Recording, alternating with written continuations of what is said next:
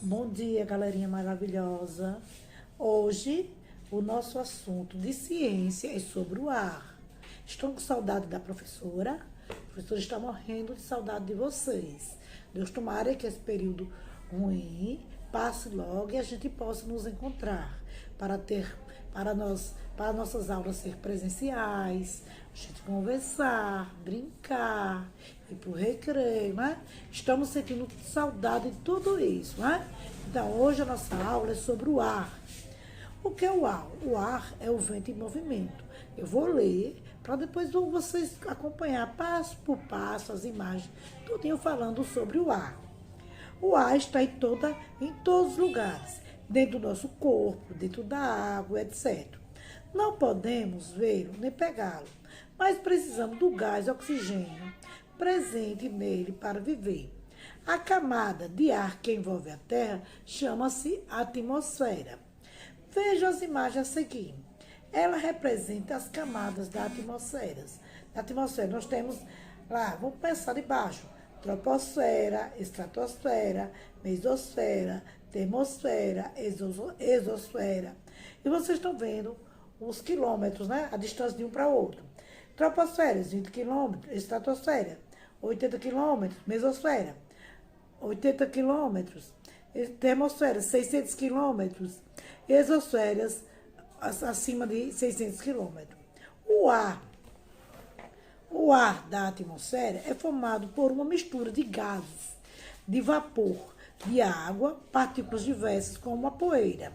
Os gases em maior quantidade no ar atmosférico são nitrogênio, oxigênio e gás carbônico. Vamos falar sobre o oxigênio. O oxigênio é o gás de maior importância para os seres vivos, pois é o ar que respiramos. Seu símbolo é O2. O nitrogênio é o gás mais abundante na atmosfera. Seu símbolo é N2. Apesar de o gás carbônico ser encontrado em pouca quantidade, possui uma grande importância. Ele é utilizado pelos vegetais na produção de seu próprio alimento, através da fotossíntese. Por meio desse processo, as plantas e as algas retiram gás carbônico da atmosfera e liberam oxigênio, gás essencial para a respiração dos seres vivos, né? Então a gente está falando sobre o quê? Sobre o ar. Porque o ar é o vento em movimento. Quais os tipos de ar que eu já falei? Nitrogênio, oxigênio e o gás carbônico. Oxigênio é o gás que respiramos. Nitrogênio é o ar mais sujo que existe na natureza. E gás carbônico é o gás das plantas. Os ventos formam ondas. Quando o ar se movimenta na superfície do mar, causa um deslocamento de massa de água, a que chamamos de ondas. A velocidade e o tamanho das ondas do mar depende da intensidade do vento. Também se formam ondas nos lagos, nas represas e nos açudes, em tamanho menores do que as ondas do mar. Isso acontece porque os mares são muito maiores. Nos dias de muita ventania, o mar fica muito agitado, com as ondas muito grandes, muito violentas. A gente vai à praia, nesses dias as ondas carregam a gente. Com a calmaria do tempo, o vento mais suave, as ondas vão aos poucos se movimentando, diminuindo de tamanho, independente de a maré estar alta ou baixa. A onda do mar depende do quê? Do vento. Agora aqui, nós vamos dizer que na outra imagem que vocês estão vendo aí, o tamanho das ondas depende basicamente de três fatores. O principal é o vento, né? Que é o que movimenta. Explica o oceanógrafo Joseph Harding, da Universidade de São Paulo.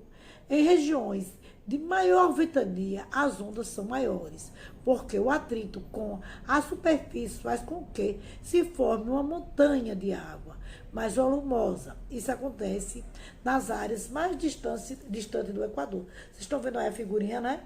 A paisagem. A segunda causa é o encontro das ondas. Elas são massas de energias que se movimentam pela água. Quando duas ou mais se unem, a energia se some criando uma onda maior. É isso que acontece no Havaí. O terceiro fator é a forma do litoral. Se a praia for extensa, as ondas chegam até a costa sem encontrar barreiras, portanto, são grandes. Se houver muitos recortes, a onda enrosca em partes de terra, perde um pouco de energia e diminui de altura. Você sabia? Vamos lá, você sabia? Você sabia, em praias retas e longas, com o mar aberto, as ondas chegam a costas sem barreiras para diminuir a sua força? Assim, elas só perdem energia quando estão perto da areia. Se houver outros fatores favoráveis, como ventos fortes, a elevação de água pode formar ondas enormes. Vamos aos tipos de vento. Vocês sabem quais são os tipos de vento? Existem diferentes tipos de vento. Eles são classificados de acordo com a sua intensidade. Vamos lá, vamos conhecer os principais tipos de vento, que são. O primeiro é a brisa. Vamos ver qual o tipo, como é a brisa. A brisa é um vento fraco e agradável. Pode ser marítima ou terrestre. A brisa marítima ocorre de dia e se desloca do mar para a terra. Ela se forma porque a terra esquenta mais depressa que a água do mar. Então, o ar próximo à terra é aquecido mais rapidamente, fazendo com que ela suba e o espaço deixado por ele seja ocupado pelo ar mais frio, que está próximo ao mar. Por esse motivo, durante o dia, a brisa sopra do mar para a terra. Durante a noite, a terra esfria mais rapidamente que o mar. Então, o processo se inverte. A brisa passa a soprar da terra para o mar. Geralmente não ultrapassa de 50 km por hora. Então, brisas são ventos suaves, ventos que não trazem destruição, ventos agradáveis. Vamos lá, o vento alísio. Alísio, vamos ver o que é um vento alísio. É brando, é persistente. É originado do deslocamento das massas de ar frio, das zonas de alta pressão, linha do Equador. Ocorre devido a um efeito equacionado pelo movimento de rotação da Terra.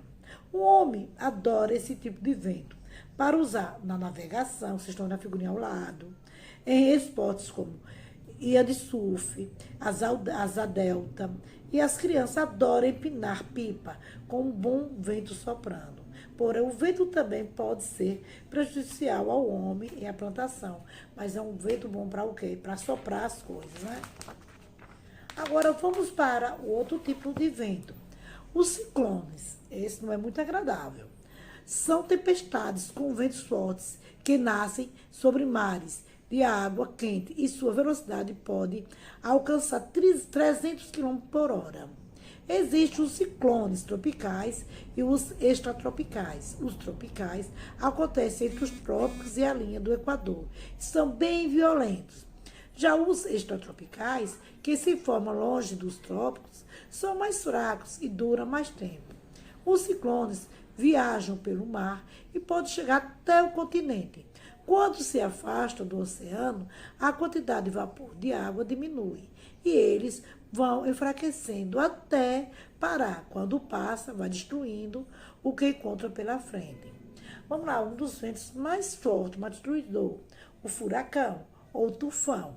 Também um ciclone, porque atinge velocidade superior a 300 km por hora. Apresenta um movimento de rotação, que forma correntes de ar em espiral, redemoinhos. É formado por ventos muito fortes, que sopram em forma de espiral. Os furacões podem ser devastadores, pois podem provocar chuvas e ventos muito fortes e destruir tudo que encontrar pela frente. Giram no sentido horário do hemisfério sul ou no anti-horário do hemisfério norte. E mede 200 a 400 quilômetros de diâmetro. São ventos fortes, destruidores, destrói tudo que encontra pela frente. Vamos lá, os tornados. Tornados são tempestades de vento e chuva que se iniciam no interior das nuvens. O ar quente gira cada vez mais rápido, formando uma espécie de funil. Veja só a imagem ao lado. O Tornado que ocorre no mar é chamado tromba d'água. Está vendo a imagem ao lado? Os tornados podem chegar a uma velocidade de 300 a 480 km por hora.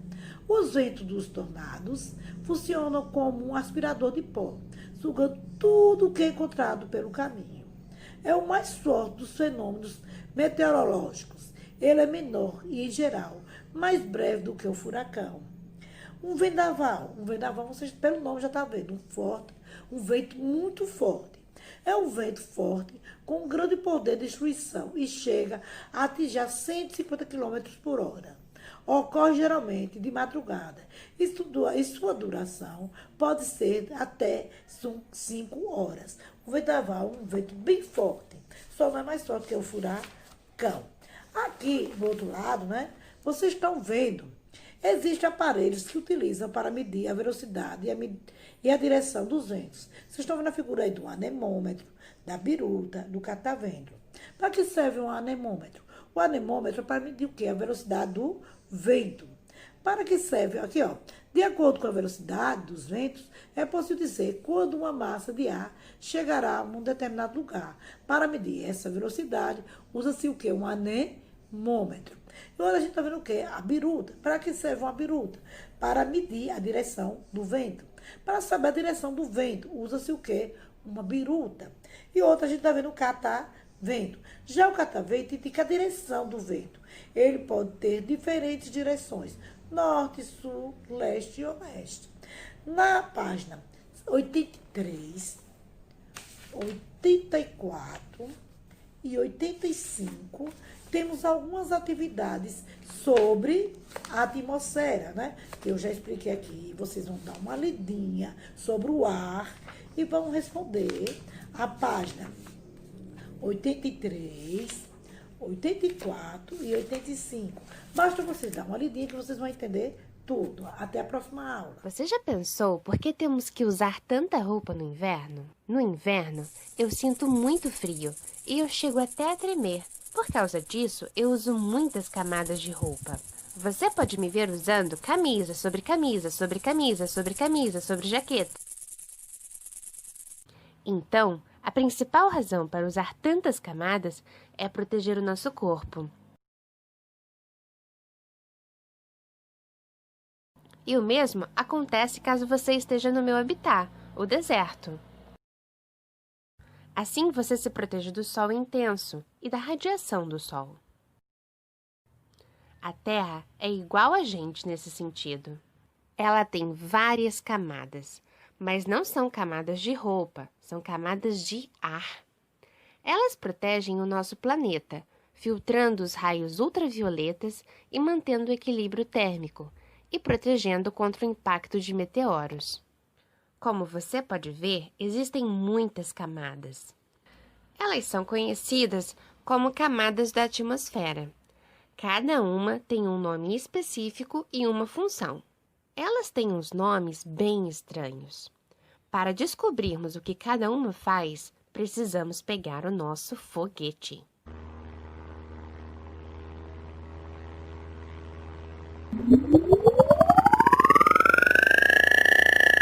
A primeira camada é a troposfera, e ela está cheia de oxigênio, o que achamos no ar em que respiramos. Sem o oxigênio, nós não podemos viver, e é por isso que não podemos viver nos outros planetas do Sistema Solar, já que não existe oxigênio suficiente ou ele está misturado a outros gases. É na troposfera que acontecem as chuvas e os relâmpagos. Os aviões também voam nessa camada. A camada acima da troposfera é a estratosfera. Encontramos aqui a camada de ozônio, muito importante porque nos protege da radiação ultravioleta emitida pelo Sol. Sem essa camada, nós teríamos mais câncer de pele. O processo de fotossíntese das plantas seria afetado. Muitas mutações genéticas nos animais e nos seres humanos seriam causadas. A terceira camada é a mesosfera. Muito frio aqui, hein? Essa camada nos protege dos meteoros.